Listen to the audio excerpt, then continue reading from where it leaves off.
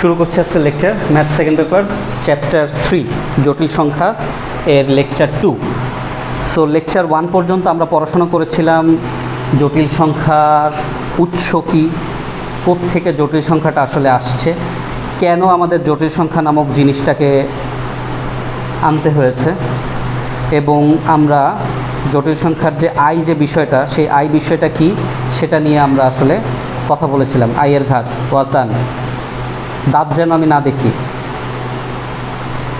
আজকে আমরা শুরু করব আইয়ের সিরিজ দিয়ে। সো আমরা আইয়ের প্রথম চারটা জিনিস যদি লিখি, power. So i to the power 1 is equals to i square is equals to -1, i cube is equals to -i, and i to the power 4 is equals to +1। তার মানে এদের যদি সমষ্টি করি, i plus i square plus i cube plus i to the power 4, আমরা পাচ্ছি result 0, right? এবং এইটাকে 0 দিয়েই শুরু হইতে হবে সবসময়, এমন কোনো কথা আছে? এটা যে কোনো পাওয়ার দিয়েই শুরু হইতে পারে, এবং যে কোনো পাওয়ার দিয়ে শুরু হইলে এটা কি হবে? এটা পরপর 4টি ক্রমিক সংখ্যার সমষ্টি হইতে হবে, তাই না? মাঝখান থেকে যদি কোনো কিছু একটা বাদ যায় তাহলে সেটা কি হবে না।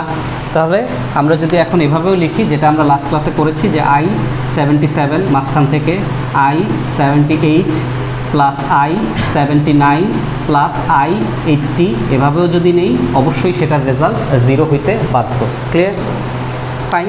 এটা থিওরি আকারে আমরা লিখছি, অবশ্য আরেকবার লিখি। থিওরি আকারে আমরা একবার লিখেছি, আরেকবার কষ্ট করে লিখি যে এই থিওরিটা, তারপরে আমরা অ্যাডমিশনের ম্যাথে চলে যাচ্ছি। থিওরিটা হচ্ছে আইয়ের পরপর 4টি পাওয়ার থাকলে আইয়ের উপর পরপর 4টি ক্রমিক পাওয়ার থাকলে, 4টি ক্রমিক পাওয়ার থাকলে তাদের যোগফল 0 হবে। তাদের যোগফল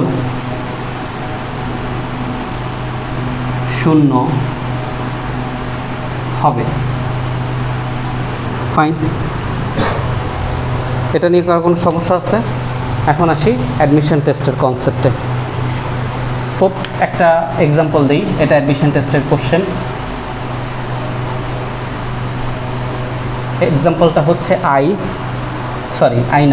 1 plus i plus i square plus i cube plus dot dot dot plus i to the power 98 এর রেজাল্ট কত?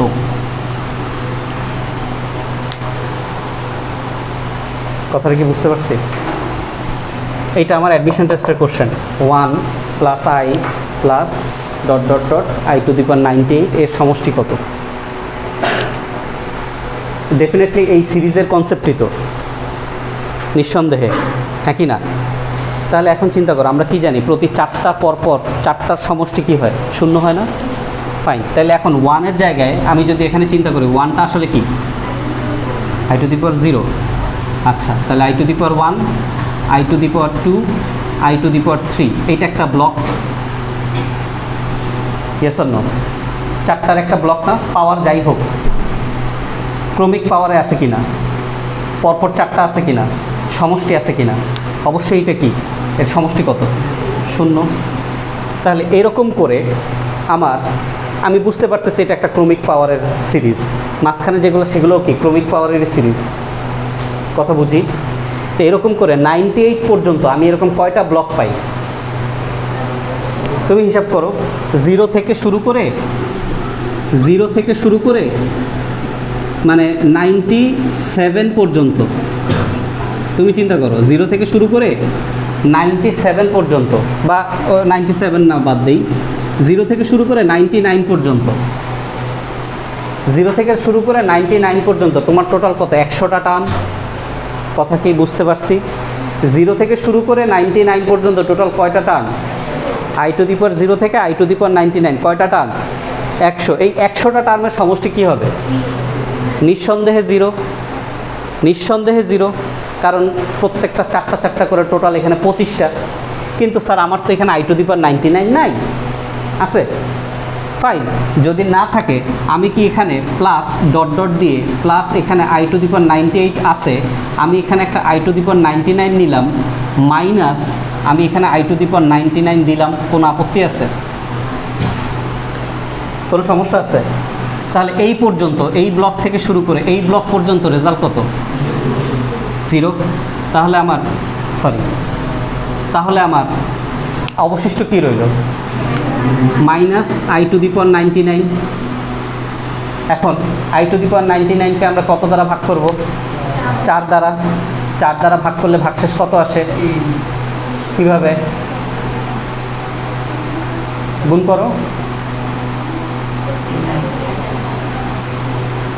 কয়বার যায়? 24 বার। তাহলে 4 24 কত? ক্যালকুলেট করো।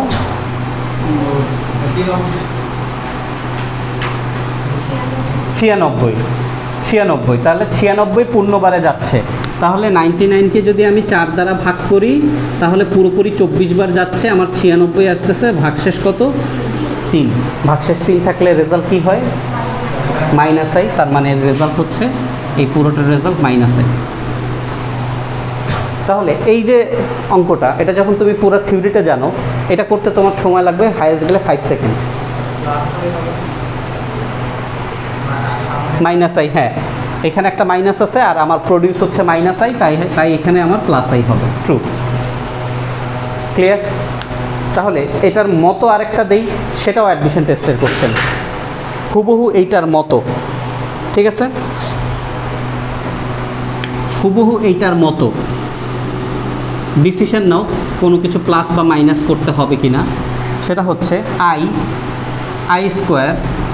i³ plus dot dot i⁻98 কত হবে? কত হবে? এই পর্যন্ত চিন্তা করো। আচ্ছা, এখন খেয়াল করি আমাকে কি করতে হবে। 4-এর গুণিতক, যেমন এইখানে এই থেকে এই পর্যন্ত 0 থেকে 99 পর্যন্ত 100 টার্মস না, তাহলে সেটাকে 4-এর গুণিতক। 4-এর গুণিতক সংখ্যক সমষ্টি কত হয়? 0। তাহলে আমার এখানে পাওয়ারটা শুরু হচ্ছে কত দিয়ে? 1। তুমি আমাকে বলো, একটু আগে ক্যালকুলেট করছো, 1 থেকে 4-এর গুণিতক এই লেভেল পর্যন্ত কত আছে? এই যে 4 24 কত? 96। তার মানে i⁻, এটা যেহেতু 1 থেকে শুরু হচ্ছে, তার মানে i⁻96 পর্যন্ত সবগুলোর সমষ্টি কত? কথা বলো। 0। সবগুলোর সমষ্টি কত? 0। তাহলে আমার রইল কি কি? রইল i⁻97 আর প্লাস i⁻98। তার মানে আমি শুধুমাত্র এইটুকুর ক্যালকুলেশন করব, হ্যাঁ কি না? তাহলে 97 যদি হয় তাহলে ভাগশেষ কত থাকে? 1। ভাগশেষ 1 থাকলে রেজাল্ট কী হবে? i। আর 98 হলে ভাগশেষ কত থাকে? 2। তার মানে -1। এই হচ্ছে আমার রেজাল্ট। বুঝতে পারছি? বুঝতে পারছি না, কেন -1 হবে? i-1। আমার সিরিজের রেজাল্ট সংখ্যায় হতে হবে এমন কোনো বাধ্যবাধকতা তো নাই। বুঝছি? তাহলে খেয়াল করো,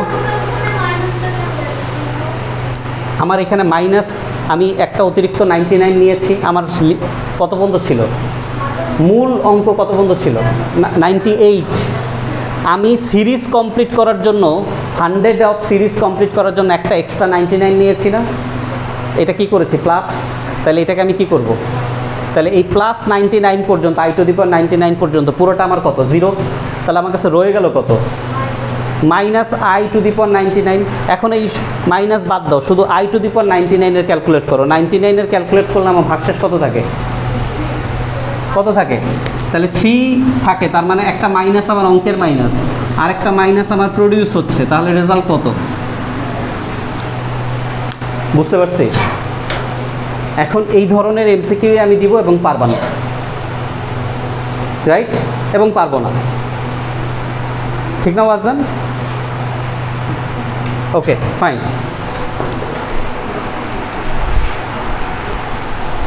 ওকে, এখন আমরা আই থেকে একটু বের হই। আই এর সাথে সংলগ্ন যে টপিকগুলো, সেই টপিকগুলো নিয়ে কথা বলি। আচ্ছা, তো ফার্স্ট অফ অল আই মানে কি আমরা জানি ইমাজিনারি নাম্বার থেকে আই আসছে, ভালো কথা। এখন আই এর মান কত? আই এর মান হচ্ছে √/-1, এবং আই এর উপরে পাওয়ার থাকলে সেটা চেঞ্জ হয়, তাই না? এখন প্রশ্ন হচ্ছে আই এর সাথে যদি কোনো সহগ গুণ অবস্থায় থাকে, সেটা প্লাসও হইতে পারে, মাইনাসও হতে পারে, পূর্ণ সংখ্যা হইতে পারে, অপূর্ণ সংখ্যা মানে ভগ্নাংশ সংখ্যা হতে পারে। যদি কোনো সহগ গুণ অবস্থায় থাকে, বোঝার সুবিধার জন্য আমি এটাকে এভাবে লিখি। আমি একটা সংখ্যা লিখেছি -5i, এখন আমি এখানে লিখি একটা 1/6i, আর একটা লিখলাম +7i। অর্থাৎ কোনো একটা সহগ যোগ বা বিয়োগ অবস্থায় যদি গুণ আকারে থাকে কোনো একটা সহগ, তাহলে দেখো সহগ ইনটু আই, সহগ প্লাস মাইনাস যে কোনো কিছু হতে পারে, পূর্ণ সংখ্যা ভগ্নাংশ যে কোনো কিছু হতে পারে, তার সাথে যখন আই গুণ অবস্থায় থাকে সেটাকে আমরা বলি পিওরলি ইমাজিনারি নাম্বার, একদম পিওর ইমাজিনারি নাম্বার। আমার ক্লাসে আমি বোঝানোর জন্য এটাকে আমি শর্ট ফর্ম দিলাম পিন, আমার ক্লাসে আমি বোঝানোর জন্য, ক্লিয়ার? ফাইন। তাহলে এখন আসি, পিন কি জিনিস? কোনো একটা সহগ থাকবে, তা প্লাস মাইনাস হতে পারে, পূর্ণ সংখ্যা হইতে পারে, ভগ্নাংশ সংখ্যা হইতে পারে, দশমিক সংখ্যা হইতে পারে, তার সাথে আই গুণ অবস্থায় থাকলে সেটাই পিন। ডান? বুঝতেছি, বইতে অনেক কমপ্লেক্স করে লেখা, আমি জিনিসটাকে সহজ করি। আচ্ছা, গেল, এটা গেল একটা পার্ট, পিন কি, ঠিক আছে? আচ্ছা, এখন এটা একটা পার্ট।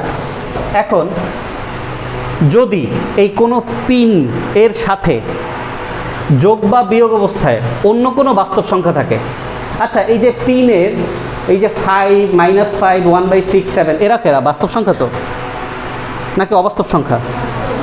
বাস্তব সংখ্যা, ডেফিনেটলি বাস্তব সংখ্যা। তাহলে এই যে এইটা পুরোটা কত? পিন। এই পিনের সাথে যদি কোনো অন্য কোনো বাস্তব সংখ্যা যোগ বা বিয়োগ অবস্থায় থাকে, কি অবস্থায়? যোগ বা বিয়োগ অবস্থায়, ভাগ বা গুণ না, যোগ বা বিয়োগ অবস্থায় থাকে, তাহলে সেইটাকে আমরা বলি জটিল সংখ্যা বা কমপ্লেক্স নাম্বার। তাহলে খেয়াল করি, 3 + 5i, 4 - 6i, 2 + 7i, ধরো এটার আমি এভাবে লিখলাম 2 + 1/7i, তাহলে বুঝতে সুবিধা হবে। 2 + 1/7 × i, সেটাকে আমরা বলতেছি কমপ্লেক্স নাম্বার, এবং আমাদের ক্লাসে বোঝানোর জন্য আমি এটাকে বলছি সিএন। তাহলে সিএন জিনিসটা কি? একটা বাস্তব সংখ্যা থাকবে, তার সাথে যোগ বা বিয়োগ হবে, অপর আর একটা বাস্তব সংখ্যা থাকবে, তার সাথে গুণ হবে কি? আই। তাহলে সেটাকে আমরা কি বলতেছি? সিএন বা কমপ্লেক্স নাম্বার। তাহলে আমরা অন্য সেন্সে বলতে পারি যে কোনো একটা পিনের সাথে এতটুকু কি পিন, রাইট? কারণ বাস্তব সংখ্যা ইনটু আই, এটা কি পিন না? পিনের সাথে যদি আমরা কোনো একটা রিয়েল নাম্বার,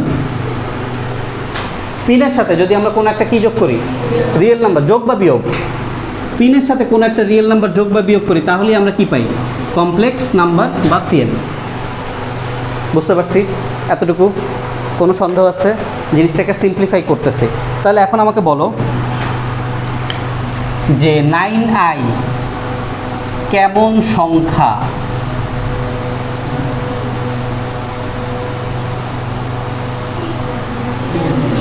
পিন, রাইট? কোনো সন্দেহ আছে?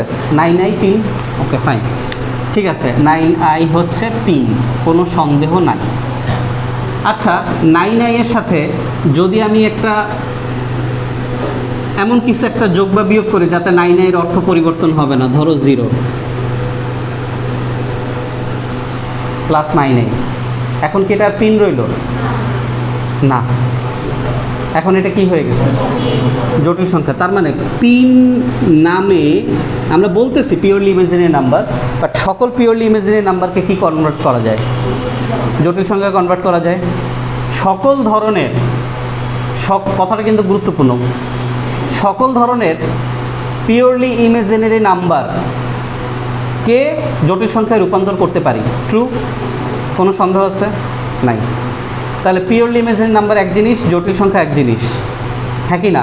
কারণ জটিল সংখ্যা হতে গেলে আমার আরেকটা কি থাকতে হয়? রিয়েল নাম্বার থাকতে হয়, না হলে সেটা আমার কি হয় না? জটিল সংখ্যা হয় না। পার্থক্যটা বুঝি এইটুকু না। এটা একটা গুড কোশ্চেন। বাস্তব সংখ্যাটা সবসময় সামনে থাকবে, বাস্তব সংখ্যাটা সবসময় সামনে থাকবে। এখন তুমি যদি এভাবে লিখো 5i + 3, 5i+3 বা -3 এটাও হয় না যে তা না, হয়, বাট আমরা কিছু স্ট্যান্ডার্ড ফলো করি, তাই না? আমরা কিছু স্ট্যান্ডার্ড ফলো করি, সেই স্ট্যান্ডার্ড অনুযায়ী যেভাবে এটা তৈরি হয়ে আসছে সেক্ষেত্রে বাস্তব সংখ্যা আগে লিখতে হবে এবং পিনটাকে পরে লিখতে হবে, ঠিক আছে? আচ্ছা, তাহলে আমরা যে কোনো পিনকে কমপ্লেক্স নাম্বারে কনভার্ট করে ফেলতে পারি, সন্দেহ আছে কোনো? নাই। আচ্ছা, তাহলে এখন আমাকে বলো তো 7 কেমন সংখ্যা? নিঃসন্দেহে বাস্তব সংখ্যা, রাইট?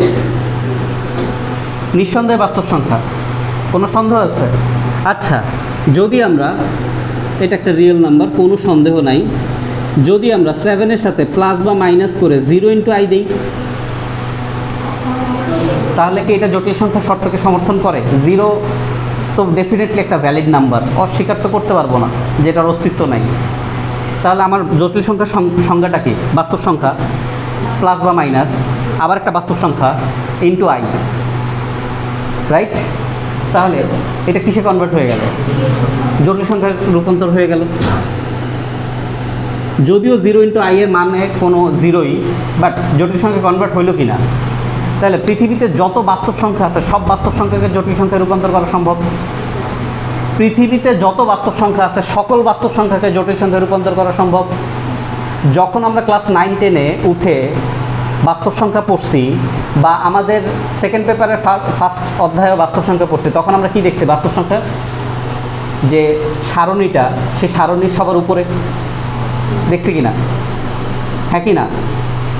ইন্টারমিডিয়েটে না করলেও এসএসসিতে দেখে আসছি বাস্তব সংখ্যা সবার কি উপরে। বাস্তব সংখ্যা পার্ট থেকে মূলদ, অমূলদ, মূলদের ভিতর থেকে অনেক পার্ট বের হয়েছে। এখন এটা একটা অপূর্ণ একটা সারণী ছিল। কেমন সারণী? অপূর্ণ। এখন মাথায় রাখবা, পৃথিবীতে সকল কিছু নাম্বারের একদম মাথায় বসে আছে কমপ্লেক্স নাম্বার। আবারও বলি, পৃথিবীতে যত নাম্বার থিওরি, নাম্বারস বলতে যা আছে, সবার মাথার উপরে কে বসে আছে? কমপ্লেক্স নাম্বারের উপরে কেউ নাই, সবার উপরে আছে কমপ্লেক্স নাম্বার। এই জন্য কমপ্লেক্স নাম্বারকে বলা হয়, ম্যাথমেটিক্স এভাবে বলে, complex number is the super set of all numbers. তোমরা সাবসেট পড়ছো, সাবসেট কি? কোনো একটা সেটের অংশ। আর সুপার সেট হচ্ছে কোনো একটা সেটের শুরু, মানে যেখান থেকে আর বাকি সকল সেট বের হবে। কথাটা কি বুঝাতে পারছে? কথাটা কি বুঝছি? এখন কেন এই কথাটা বললাম দেখো, পিওরলি ইমাজিনারি নাম্বারকেও আমরা কমপ্লেক্স নাম্বারে কনভার্ট করতে পারি, পৃথিবীর সকল রিয়েল নাম্বারকেও আমরা কমপ্লেক্স নাম্বারে কনভার্ট করতে পারি। সকল রিয়েল নাম্বারকে যখন কমপ্লেক্স নাম্বারে কনভার্ট করতে পারতেছি, এই রিয়েল নাম্বারের মধ্যে তো মূলদ, অমূলদ, ভগ্নাংশ, দশমিক যা কিছু আছে সব আসতেছে। তার মানে সব কিছুর উপরে কে আছে? Complex number. কমপ্লেক্স নাম্বার একটা পার্ট হচ্ছে বাস্তব সংখ্যা। কথা কি বোঝা যাচ্ছে? লিখো এইগুলা।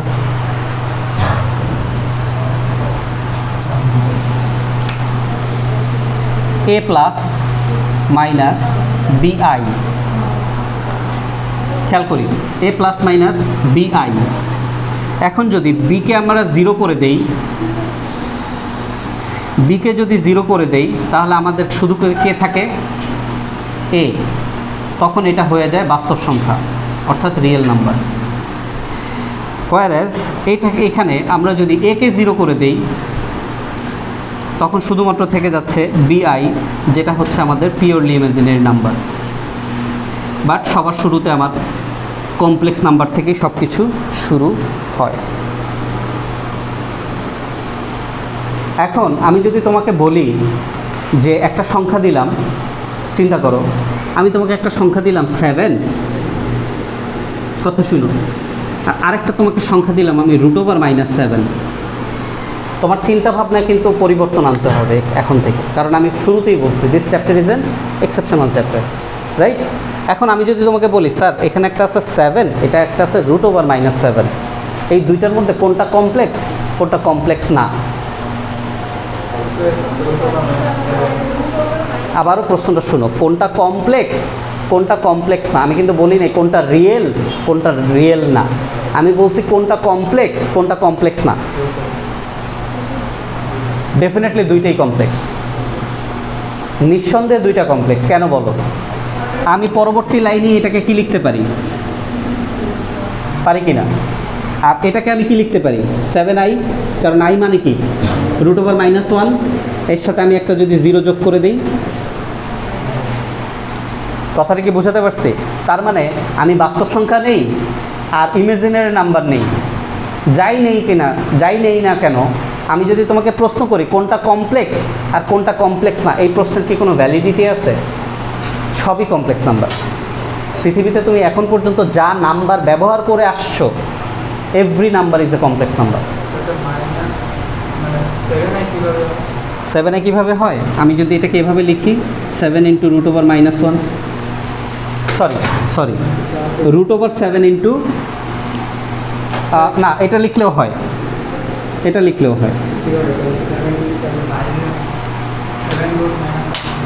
না বুঝবো, আস্তে আস্তে বুঝবো। আচ্ছা ঠিক আছে, তোমার তো বোঝার সুবিধার জন্য আমি এভাবে লিখলাম, এবার ঠিক আছে। আচ্ছা এখন যদি আমি এভাবে লিখি √7 × √(-1), এখন তুমি এটাকে এভাবে লিখতে বলতেছো, আইটাকে সামনে রেখে i√7, ঠিক আছে, ওকে ফাইন, আপাতত এখানে। তাহলে একটা জিনিস আবারও বলতেছি যে আমি যদি তোমাকে প্রশ্ন করি যে 7 এবং √(-7) এই দুইটার মধ্যে কে কমপ্লেক্স নাম্বার, এর কোনো ভ্যালিডিটি নাই, রাইট? ভ্যালিডিটি নাই মানে কি দুইটাই কমপ্লেক্স নাম্বার, তাহলে এটার মধ্যে পার্থক্য আমি করব কিভাবে? এই প্রশ্নের গ্রহণযোগ্যতা কি আছে? নাই, ফাইন। এই কথাগুলো কি রিলেট বুঝতে পারতেছি কিনা? কারণ এতদিন পর্যন্ত তোমরা বারবারই বলতেছে যা শিখে আসছো সেখান থেকে এটা ডিফারেন্ট, রাইট? তাহলে আমরা জটিল সংখ্যার শ্রেণীবিন্যাস করি, জটিল সংখ্যা শ্রেণীবিন্যাস করি। জটিল সংখ্যার শ্রেণীবিন্যাসের একটা পার্ট হচ্ছে বাস্তব, একটা পার্ট হচ্ছে অবাস্তব, রাইট? হ্যাঁ কি না? এখন স্যার বাস্তবের পার্ট নিয়ে আমি আর কথা বলবো না, বাস্তবের এখান থেকে মূলদ, অমূলদ, তারপরে মূলদের মধ্য থেকে অনেক আছে। স্যার অবাস্তবের পার্টটা কি হতে পারে? অবাস্তবের ক্লাসিফিকেশন কি আদৌ আছে? আছে তো। যত জটিল সংখ্যা আছে তার, আমরা মনে আছে কিনা গত ক্লাসে লেকচার 1-এ আমরা কি বলেছিলাম যে ম্যাথমেটিশিয়ান কার্ডানোর উদ্দেশ্যটা কী ছিল? সে যত জটিল সংখ্যার উদ্দেশ্যই ছিল না, তখন জটিল সংখ্যা শব্দটাই আবিষ্কার হয় না। তার উদ্দেশ্য ছিল যত রকমের অসম্ভব, অবাস্তব জিনিস তার একটা আলাদা জগৎ তৈরি করতে, হ্যাঁ কি না? তার মানে সে পিওর ইমাজিনারি নাম্বার নিয়েই কাজ করতে চাইছে, ঠিক আছে? তাহলে অবাস্তব জিনিসের ভিতরে যত রকমের পিন আছে সেটা একটা পার্ট, এবং কার্ডানো এই পিনের একটা জগৎ তৈরি করতে চেয়েছিল, পিওরলি ইমাজিনারি নাম্বার, শুধুমাত্র অবাস্তব সংখ্যা। কিন্তু যখন সেই কাজটা করতে গেল তখন দেখছে কিছু কিছু জিনিস পিন, আবার কিছু কিছু জিনিস পিন না। পিন না কি সেটা পরে দেখব। কিছু কিছু জিনিস পিন এবং কিছু কিছু জিনিস পিন নয়, রাইট? যেমন আমি যদি তোমাকে এখন বোঝানোর জন্য এই সংজ্ঞাটা দেই, ধরো এখানেই তুমি বলো 3 + 5i, এটা একটা নিঃসন্দেহে জটিল সংখ্যা, এটা তো তুমি জটিল সংখ্যাই বলবা, তাই না? আচ্ছা, তাহলে জটিল সংখ্যার একটা কি পার্ট বাস্তব পার্ট, আর একটা কি পার্ট অবাস্তব part, yes or no? Relate করবে। একটা কি পার্ট বাস্তব পার্ট, বাস্তব সংখ্যা মানে তো বাস্তব পার্ট, আর একটা পিন মানে কি অবাস্তব পার্ট, পিন মানে কি অবাস্তব পার্ট। তাহলে একটা বাস্তব পার্ট আর একটা অবাস্তব পার্ট যোগ বিয়োগ হয়ে জটিল সংখ্যাটা তৈরি হলো। আর আমরা একটু কি শিখেছি, পৃথিবীর সকল সংখ্যাই আসলে কি সংখ্যা? তাহলে তুমি যদি এখন আমাকে বলো স্যার 3 + 5i এই সংখ্যাটা কেমন সংখ্যা?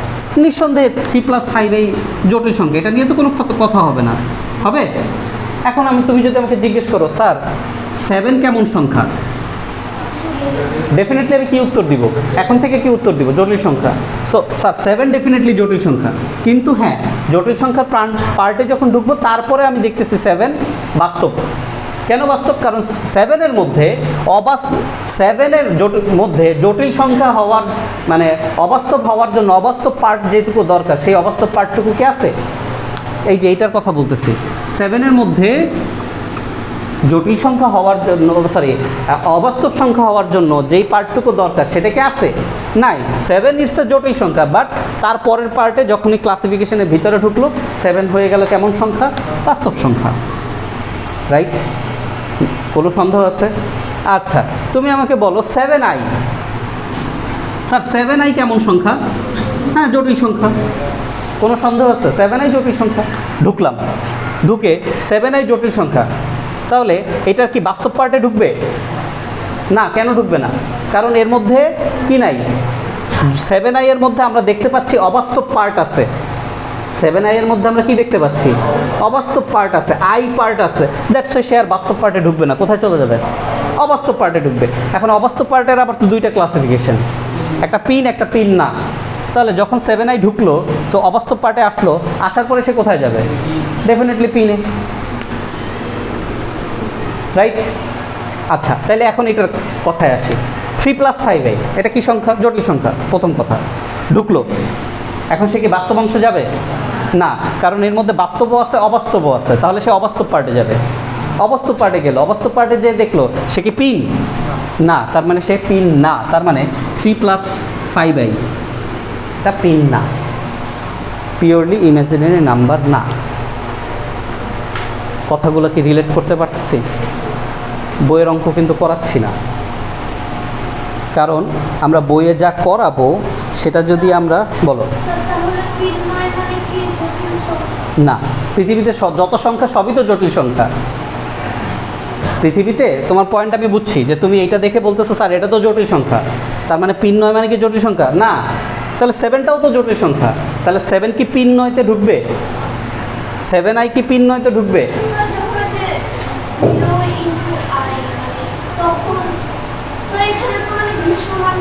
দৃশ্যমান নাই বা তার অবাস্তব পার্ট শূন্য, দ্যাটস ওয়াই সে বাস্তব পার্টে ঢুকতেছে। কিন্তু যখন 3 + 5i এর কথা আসতেছে তখন আমার বাস্তব পার্টও আছে অবাস্তব পার্টও আছে, কিন্তু সে বাস্তব পার্টে ঢুকবে না। কেন ঢুকবে না? 3 + 5i ঢুকবে না কারণ তার মধ্যে একটা অবাস্তব অংশ আছে। সে সরাসরি অবাস্তব পার্টে চলে যাবে। বাস্তব পার্ট থাকা সত্ত্বেও যাওয়ার পরে সে দেখবে এটা কি শুধু পিওরলি ইমেজিনারি নাম্বার? না, সে পিওরলি ইমেজিনারি নাম্বার না, তাই দ্যাটস এই ব্রাঞ্চে ঢুকবে। শুধু শূন্য কেমন সংখ্যা? গুড। যদি শুধু শূন্যকে চিন্তা করো, ডেফিনেটলি এটাকেও তুমি কমপ্লেক্স নাম্বার হিসেবে চিন্তা করতে পারো। ম্যাথমেটিক্সে শেষ করি, ম্যাথমেটিক্সে অনেক বড় একটা থিওরিটিক্যাল ব্যাপার হচ্ছে নাম্বার থিওরি। অনেক বিউটিফুল একটা জিনিস, ডিসক্রিট ম্যাথমেটিক্সের একটা পার্ট। নাম্বার থিওরি যখন তোমরা পড়বা তখন এই কনফিউশনগুলো তোমাদের দূর হবে। যখন ইঞ্জিনিয়ারিং লেভেলে যদি পড়ো কখনো, 0 কেমন সংখ্যা?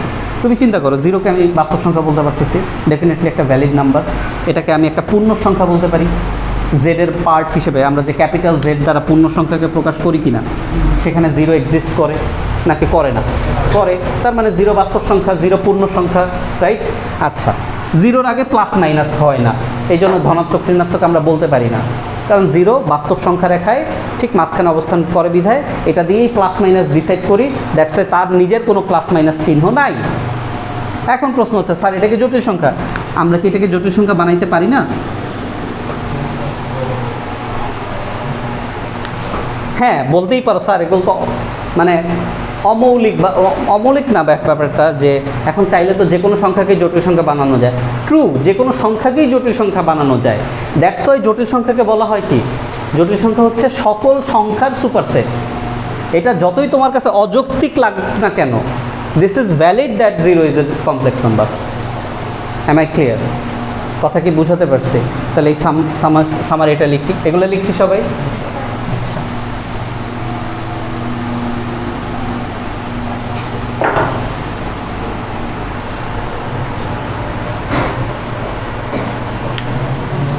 so complex number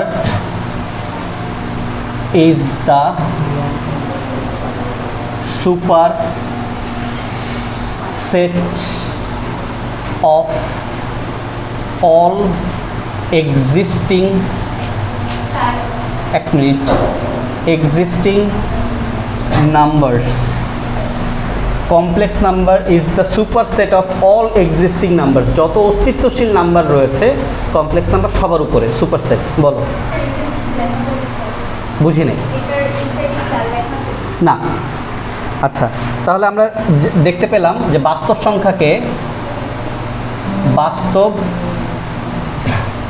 সংখ্যাকে কমপ্লেক্স নাম্বার ফরম্যাটে প্রকাশ করা যায়,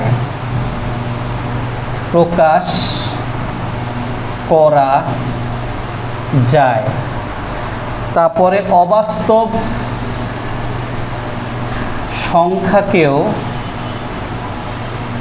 সংখ্যাকেও কমপ্লেক্স নাম্বার ফরম্যাটে প্রকাশ করা যায়।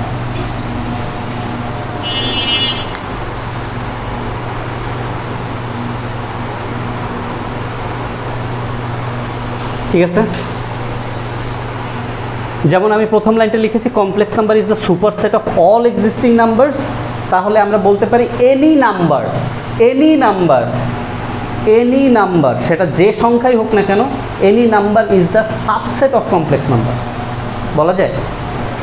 এনি নাম্বার, এটারই পরের পার্ট, এনি নাম্বার সেটা যে নাম্বারই হোক না কেন, any number is the subset of complex number. বুঝতে পারতেছি? আচ্ছা, ঠিক আছে, ফাইন। এতটুকু যদি বুঝি তাহলে এখন আমরা এই আলোচনায় যাই। আমরা তো একটা জিনিস বুঝতেছি, কমপ্লেক্স নাম্বারে, যে কোনো কমপ্লেক্স নাম্বারে কি থাকবে? কমপ্লেক্স নাম্বার বলতে এখন প্রশ্ন আছে, স্যার কমপ্লেক্স নাম্বার বলতে তো সব কিছুকে বোঝায়। কমপ্লেক্স নাম্বার বলতে তো কি বোঝায়? সব কিছুকে বোঝায় না? তাহলে আমি যখনই এখন বলবো যে কোনো কমপ্লেক্স নাম্বার, স্যার এখানে বাস্তব আসবে না পিন আসবে নাকি পিন নয় আসবে, কোনটা আসবে?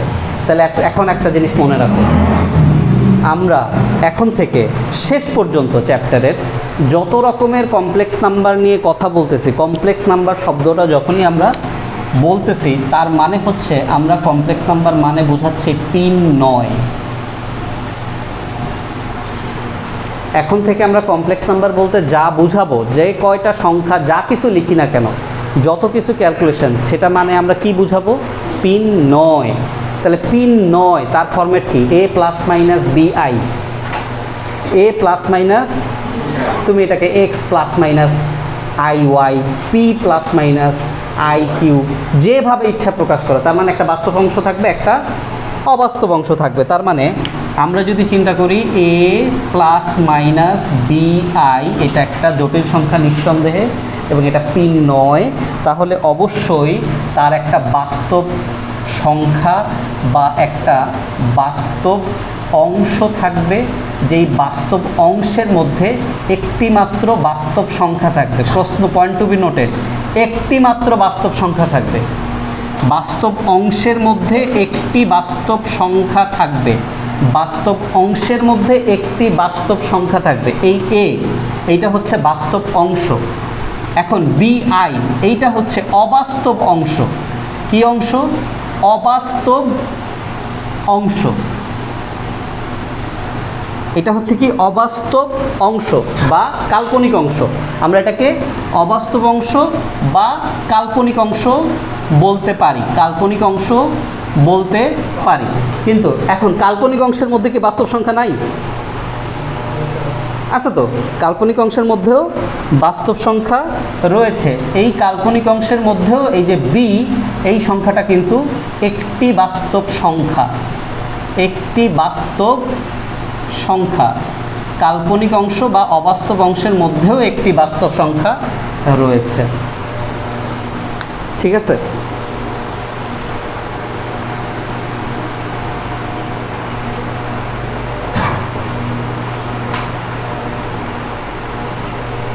আচ্ছা, এটুকু বুঝছি। এখন আমরা যখন ছোটোবেলায় নাম্বার শিখছি, সংখ্যা শিখছি, তখন আমরা কয়টা পেন্সিল, কয়টা কলম, কয়টা বল, এগুলো দিয়ে সংখ্যা গণনা করে করে শিখছি কিনা? এখন আমরা আজকে কমপ্লেক্স নাম্বার শিখতেছি। আমরা যখন নাম্বার শিখেছি, নাম্বার 1 2 3 4 5, আমরা তো কাউন্ট করে করে শিখেছি, কোনো সন্দেহ তো নাই। 4 এবং 5-এর মধ্যে কোনটা বড় কোনটা ছোট আমরা কিভাবে আমাদের ছোটোবেলায় 1 2-তে বা প্লে নার্সারিতে আমরা কীভাবে শিখেছি? কম্পেয়ার করে করে করছি না, কোথায় বেশি কোথায় কম, কোনটা বড় কোনটা ছোট, এভাবে করছি কিনা? তার মানে সংখ্যা শিখতে গেলে কম্প্যারিজন, তুলনা, এই বিষয়টাকে অস্বীকার করা যায়? যে আমি তুলনা করব না, কম্পেয়ার করব না, তাহলে কি আমি সংখ্যা জিনিসটা বুঝতে পারবো? Right or wrong? রিলেট করি জিনিসটাকে, সেটা আমি সেই স্থানাঙ্ক ব্যবস্থা হোক, ত্রিকোণমিতি হোক, জ্যামিতি হোক, যাই হোক না কেন, যেখানে নাম্বার আছে সেখানে কি তুলনা বিষয়টা আছে কিনা? রাইট? তাহলে আমরা জটিল সংখ্যা শিখতে গেলেও আমাদের তুলনা করার বিষয়টা চলে আসে না? তার মানে আমি যদি এখন বলতে চাই দুটি, যে কোনো র্যান্ডম দুটি জটিল সংখ্যার তুলনা, যে কোনো দুটি জটিল সংখ্যার তুলনা। আবারও বলছে জটিল সংখ্যা বলতে আমরা কি বুঝি? 3 9। জটিল সংখ্যা বলতে আমরা কি বুঝি? লাস্ট পর্যন্ত জটিল সংখ্যা বলতে আমরা কি বুঝবো? এটুকু যেন মাথায় থাকে, ঠিক আছে? আচ্ছা, এখন তুমি আমাকে বলো যে 12 - 7i - 2 + 5i, এই দুটি জটিল সংখ্যার মধ্যে কে বড় কে ছোট?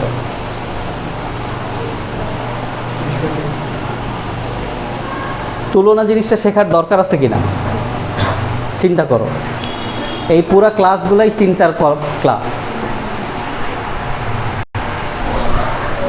আচ্ছা, ক্লিয়ার করি। আমরা সাপোজ চিন্তা করি যে আমাদের কাছে আমরা তুলনা জিনিসটা কিভাবে শিখছি। সিম্পল, আমি এখানে বলের কথা বলি, ঠিক আছে? এখানে আমাদের 3টা বল আছে, বা 1 2 3 4, এখানে আমাদের 4টা বল আছে। আমরা এখন গুনতে পারতেছি বিধায় তুলনা করতে পারতেছি। যদি গুনতে না পারতাম তুলনা কি করা যেত? তার মানে আমি যদি বলি এই যে বড় কোনটা আর ছোট কোনটা, এই বড় ছোট কম্পেয়ার করার জন্য আমাদের যে সেন্সটা দরকার সেটা আসছে আমরা গণনা করতে পারি কি পারি না, সেই কনসেপ্টের উপরে ভিত্তি করে। গুনতে পারি কি পারি না, হ্যাঁ কি না? যদি গুনতে না পারি তাহলে কি আমরা বুঝবো? সিম্পল, আমি তোমাদের একটা এক্সাম্পল দিই। মেঘ, রাইট? আকাশে কত বড়, আরেকটা পার্শ্ববর্তী মেঘের সাথে তুলনা করি, ওটা কি আমাদের কাউন্ট করা পসিবল? হ্যাঁ। এখন কাউন্ট বলতে কি আমরা সবসময় হাতে গুনি? না, আমাদের কাউন্ট করার জন্য অনেক সিস্টেম আছে। চাল আমরা কি গুনি? না, ওটা পরিমাপ করার অন্য সিস্টেম। পানি পরিমাপ করার অন্য সিস্টেম। গুণা বলতে আমরা বুঝতে পারতেছি যে পরিমাপযোগ্য কোনো কিছুকে তুলনা করা সম্ভব। পরিমাপযোগ্য যেটা না, তুলনা করা কি সম্ভব? আমি যদি এখন বলি 3টা বল 4টা বল, আমি এখন বলতে চাচ্ছি আইটা বল, আইটা বল বা আই সংখ্যক বল। আই তো একটা নাম্বার, নিঃসন্দেহে একটা নাম্বার, পিওরলি ইমাজিনারি নাম্বার। এখন আমি বলতে চাচ্ছি আই সংখ্যক বল, এটা কি কোনো মিনিং দাঁড়াচ্ছে তোমার কাছে? কোনো মিনিং, কোনো অর্থ কিছু রেডি করতে পারছো? কারণ তুমি জানো আই এর মিনিং হচ্ছে স্যার √-1। √-1 সংখ্যক বল, এটার তো কোনো অস্তিত্বই নেই। Yes or no? তার মানে আই সংক্রান্ত কোনো কিছুকে তুমি কি কাউন্ট করতে পারবা? আবারও প্রশ্ন করতেছি, আই সংক্রান্ত রিলেটেড, আই এর সাথে যুক্ত কোনো কিছুকে তুমি কি কাউন্ট করতে পারবা, গণনা করতে পারবা? সেটা যেভাবেই হোক, পরিমাপ করতে পারবা। কেজিতে মাপো, লিটারে মাপো, মিটারে মাপো, যেভাবেই মাপো না কেন, আমরা কি গণনা করতে পারছি? পরিমাপযোগ্য নয়। অর্থাৎ আই সংক্রান্ত যে কোনো কিছু পরিমাপযোগ্য নয়। তার মানে পৃথিবীতে যত এই পিন 9 নাম্বার বা পিন নাম্বার রয়েছে, অর্থাৎ অবাস্তব অংশ যেখানে এক্সিস্ট করে, অবাস্তব অংশ যেখানে এক্সিস্ট করে সেটাকে কখনোই কম্পেয়ার করা যায় না। তার মানে আমি যদি তোমাকে প্রশ্নটা করি এই দুইটা সংখ্যার মধ্যে কে বড় কে ছোট, এটার কোনো ভ্যালিডিটিই নেই, এই তুলনা করা সম্ভবই না, কারণ এটার ফিজিক্যাল এক্সিস্টেন্স নাই। এখন তুমি বলতে পারো তাহলে কেন শিখতেছি, এর ম্যাথামেটিক্যাল এক্সিস্টেন্স আছে, এবং এটাকেও আমি অস্বীকার করতে পারবো না because of the circuit model, যেটা কারণ আমি একদম শুরুতেই ব্যাখ্যা করেছি। জটিল সংখ্যা আমরা কোথায় কাজে লাগে? বর্তনীতে, রাইট? শুধু কি বর্তনীতে না, আরও অনেক জায়গায় আছে। কমপ্লেক্স নাম্বার আমরা বলেছি vector analysis and complex number যখন পড়ব তখন এটার আরও বেশি ইনসাইটগুলো বুঝবো, ভিতরের জিনিসগুলো বুঝবো। ক্লিয়ার? তাহলে একটা জিনিস বুঝলাম, নর্মাল বাস্তব সংখ্যা যেভাবে তুলনা করে আমরা শিখতে পারি, জটিল সংখ্যা সেভাবে তুলনা করে শিখতে পারি না। এটা বেশ ইম্পর্ট্যান্ট একটা জিনিস, কারণ তুলনা না করতে পারলে কেউ যদি বলে কোনটা বড় কোনটা ছোট, জটিল সংখ্যার ক্ষেত্রে এটা কোনো মেক সেন্স করে না। তাহলে এখানে নিচে লিখো, দুটি জটিল সংখ্যা তুলনাযোগ্য নয়, বা এভাবেও লিখতে পারো জটিল সংখ্যা তুলনাযোগ্য নয়। এক কথায় লিখো, জটিল সংখ্যা তুলনাযোগ্য নয়। জটিল সংখ্যা তুলনাযোগ্য নয়। জটিল সংখ্যাকে তুমি কখনোই তুলনা করতে পারবা না। দুটি করো, তিনটি করো, যাই করো না কেন, কখনোই তুলনা করতে পারবা না। বলো, এইটা গুড কোশ্চেন করছো, ভেরি গুড কোশ্চেন করছো, যে জটিল সংখ্যার সাথে তুলনা করা যায় না। ফাইন, তাহলে স্যার জটিল সংখ্যার সাথে অন্য জটিল সংখ্যার কি যোগ বিয়োগ গুণ ভাগ করা যায় কিনা? উত্তর হচ্ছে যায়। কারণ এটা একটা ভ্যালিড কোশ্চেন, যে তুলনা করা যদি না যায়, বড় ছোট যদি তুলনা না করতে পারে, স্যার যোগ বিয়োগ কীভাবে করবে? এটা একটা বিষয় আছে না? কারণ আমি যদি বিয়োগ করি, বড় থেকে ছোট বিয়োগ করলে এক ধরনের রেজাল্ট, ছোট থেকে বড় বিয়োগ করলে এক ধরনের রেজাল্ট, স্বাভাবিক। আমি প্লাসের সাথে প্লাস গুণ করলে এক রকমের কথা, মাইনাসের সাথে প্লাস গুণ করলে এক রকমের কথা, রেজাল্ট তো সেম হওয়ার কথা না, কথা না। বাট হ্যাঁ, জটিল সংখ্যার সাথে জটিল সংখ্যার যোগ বিয়োগ গুণ ভাগ সব পসিবল, এবং সবই আমাদের এই চ্যাপ্টারে ইনক্লুডিং আছে। বাট তার আগে, সেটা শেখার আগে আমাদের আরও প্রায় 2টা লেকচার যাবে জটিল সংখ্যা আরও ফিল করতে গেলে। নেক্সট ক্লাসে আমরা দেখব জটিল সংখ্যার গ্রাফিক্যাল রিপ্রেজেন্টেশন। কথা কি বুঝাতে পারছি? জটিল সংখ্যার গ্রাফিক্যাল রিপ্রেজেন্টেশন, অর্থাৎ আমরা ম্যাথমেটিক্স যা শিখি তার ভিত্তি হিসেবে যদি আমি জ্যামিতিকে না নিয়ে আসি, তাহলে আমি কোথাও না কোথাও যে আমার ভিত্তিতে প্রবলেম আছে। কথা কি বুঝাতে পারতেছি? আমি ত্রিকোণমিতি শিখি, আমার মাথায় কিন্তু জ্যামিতিক কনসেপ্ট আছে। আমি সরলরেখা শিখতেছি, বৃত্ত শিখতেছি, আমার মাথায় কিন্তু জ্যামিতিক কনসেপ্ট আছে, হ্যাঁ কি না? বীজগণিতের পিছনেও কিন্তু জ্যামিতিক কনসেপ্ট আছে। তাহলে জটিল সংখ্যার পিছনে জ্যামিতিক কনসেপ্ট আমাদের জানতেই হবে যদি আমরা জটিল সংখ্যাকে ফিল করতে চাই। কথা কি বুঝাতে পারছি? সো নেক্সট ক্লাস থেকে আমরা শুরু করব জটিল সংখ্যার গ্রাফিক্যাল প্রেজেন্টেশন। আজকে এতটুকু।